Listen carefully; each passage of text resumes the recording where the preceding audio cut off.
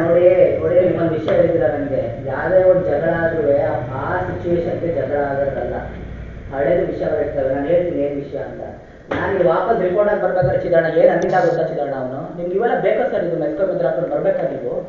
ಹೇಳಿದೆ ಇವನು ಇವನು ಇವನು ನನ್ನ ಮಗ ಹೇಳೋನು ಯಾವ ಇವನು ಹೇಳಿದ ಇವನು ನನಗೆ ಹೇಳಕ್ಕೆ ಒಂದು ನಿಮಿಷ ಮುಗ್ದು ಬಿಡ್ಬೇಕೀಗ, ವಿಷಯ ಬಂದ್ಬಿಟ್ರೆ ಮುಗ್ದು ಬಿಡ. ಇವ್ರು ಯಾವ ಚಿದಾಣ ನನಗೆ ಹೇಳಕ್ಕೆ?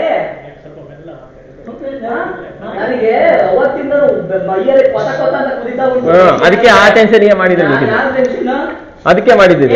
ಇನ್ನೂ ಮಾಡ್ತೀನಿ ಕಣ, ನಮ್ಮ ನಂಬುದೇ ಬೇಡ, ನಂಬುದೇ ಬೇಡ. ತಾಯಿಯವರು ನಿಂತೇಳವೆ ಸಾಕು ಸಾಕು. ಆಯ್ತು, ಸರ್ವನಾಶ ಆಗ್ಲಿ, ತೊಂದರೆ ಇಲ್ಲ, ಆಗ್ಲಿ, ತೊಂದರೆ ಇಲ್ಲ. ಪವಿತ್ರ ಸಾಕ್ಷಿ ಆಯ್ತು, ಪವಿತ್ರ ನೀವೇ ಕೊಂಡಲ್ಲ, ಪವಿತ್ರ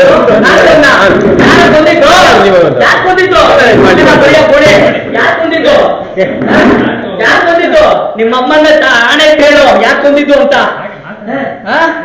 ಯಾವ ಅನ್ನ ತಿಂತ ಹೇಳ್ತಿದ್ಯೋ ನೀನು? ಯಾರು ಹೇಳ್ತೆ ಕೊಂದಿದ್ದೀನಿ?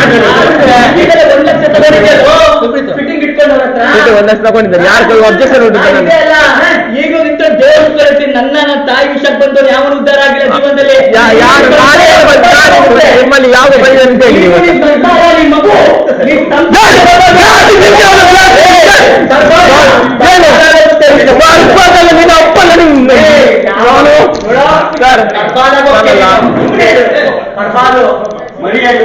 ನಿಮ್ಗೆ ಮಾಡಿದೆ ಸರ್, ನಿಮ್ಗೆ ನಿಮ್ಗೆ ನಿಮ್ಗೆ ಅವ್ರು ಯಾರೋ ಹೆಂಡತಿ ಇಟ್ಕೊಳ್ಳಿ ಅಗತ್ಯಲ್ಲ, ಹೆಂಡತಿ ಇಟ್ಕೊಳ್ಳಿ ನಿಮ್ಗೆ ಅಗತ್ಯಲ್ಲ. ನಾವು ನನ್ನ ಹತ್ರ ಮಾತಾಡಿ ಯಾರು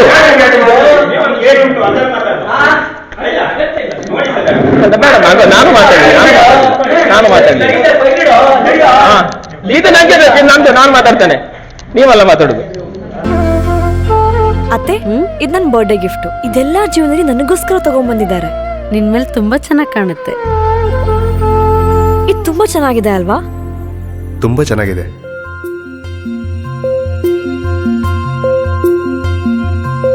It will look really good on you.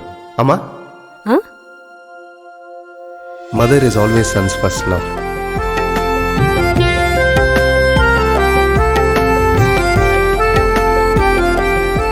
ಪ್ರತಿ ಪೀಳಿಗೆಯ ಪ್ರೀತಿಯ ಮಳಿಗೆ GL ಆಚಾರ್ಯ ಜುವೆಲ್ಲರ್ಸ್.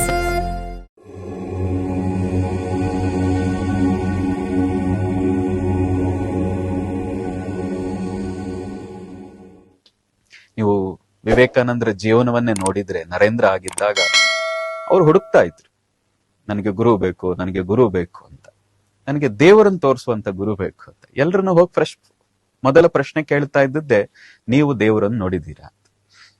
ಬೇರೆ ಏನಾದ್ರೂ ಉದಾಹರಣೆ ಕೊಡಕ್ ಶುರು ಮಾಡಿದ್ರೆ ಆಗ ನಿಮಗೂ ನಮಗೂ ಸಂಬಂಧ ಇಲ್ಲ, ಬೇಡ ನೀವು ಏನು ಹೇಳ್ಬೇಡಿ ನನ್ಗೆ ಬಂದ್ಬಿಡ್ತಾ ಇದ್ರು.